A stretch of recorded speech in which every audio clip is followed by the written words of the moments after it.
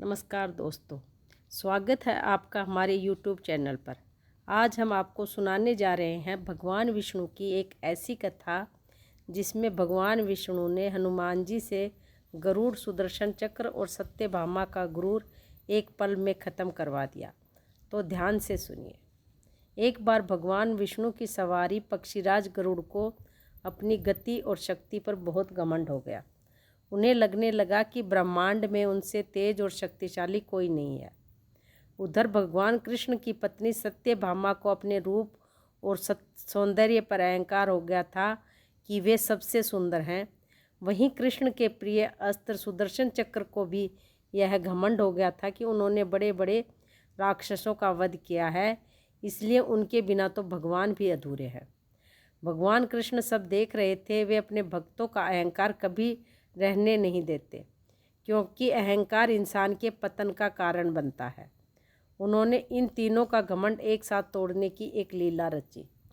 भगवान कृष्ण ने गरुड़ को बुलाया और कहा कि गरुड़, तुम तुरंत गंधमादन पर्वत पर जाओ। वहाँ पवन पुत्र हनुमान रहते हैं। उनसे कहना कि द्वारका में भगवान राम और माता सीता ने उन्हें याद किया है। उन्हें तुरंत यहाँ लेकर आओ। कृष्ण ने जानबूझकर राम नाम का इस्तेमाल किया, क्योंकि वे जानते थे कि हनुमान केवल श्री राम के बुलावे पर ही आएंगे।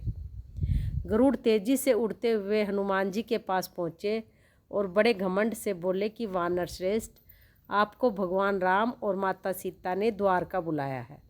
आप बूढ़े हो गए हैं, मेरी पीठ पर बैठ जाइए, मैं आपको पलक झपकते ही वहाँ पहुँचा दूँगा।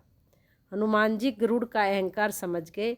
वे मुस्कुराए और बोले, तुम चलो गरुड़, मैं पीछे पीछे आता हूँ। गरुड़ ने सोचा, यह बूढ़ा वानर मेरी गति का मुकाबला कैसे करेगा, और वे पूरी ताकत से द्वारका की ओर उड़े। लेकिन जैसे ही गरुड़ द्वारका पहुँचे, वे हैरान रह गए। हनुमान जी वहाँ पहले से ही बैठे हुए थे। गरुड़ का सिर शर्म से झुक गया। उनकी गति का घमंड चूर चूर हो गया।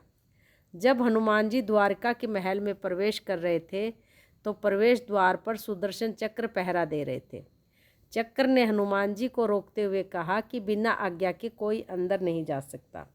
हनुमान जी ने कुछ नहीं कहा। उन्होंने चुपचाप सुदर्शन चक्र को पकड़ा और अपने मुंह में दबा लिया और महल के अंदर चले गए। महल के अंदर कृष्ण ने हनुमान जी की परीक्षा लेने के लिए सत्यभामा को माता सीता के रूप में अपने पास बिठाया था। जब हनुमान जी ने कृष्ण को देखा तो वे तुरंत उनके चरणों में गिर पड़े और बोले, प्रभु, आपके साथ आज यह कौन सी दासी बैठी है? मेरी माता सीता कहाँ है? सत्यभामा, जो खुद को ब्रह्मांड की सबसे सुंदर स्त्री समझती थी, हनुमान जी के इस दासी शब्द को सुनकर दंग रह गई। उनका सौंदर्य का सारा अहंकार एक ही पल में गायब हो गया। तभी कृष्ण मुस्कुराए और हनुमान जी से बोले, हनुमान, तुम्हारे मुख में क्या है? हनुमान जी ने मुख खोला और सुदर्शन चक्र को बाहर निकालकर कृष्ण के चरणों में रख दिया। सुदर्शन चक्र का भी अहंकार पूरी तरह टूट चुका था। इस कथा से हमें यह सीख मिलती है कि रूप, शक्ति, गति का ज्ञान, किसी भी चीज़ का अहंकार नहीं करना चाहिए। समय आने पर बड़े से बड़ा घमंड भी टूट जाता है। भगवान को केवल प्रेम और सच्चा समर्पण ही प्रिय है। अगर आपको हमारी यह कहानी पसंद आई हो तो इसे लाइक ज़रूर कीजिएगा और ऐसी ही धार्मिक कथाएं सुनने के लिए चैनल को सब्सक्राइब कीजिए। धन्यवाद। जय श्री कृष्ण।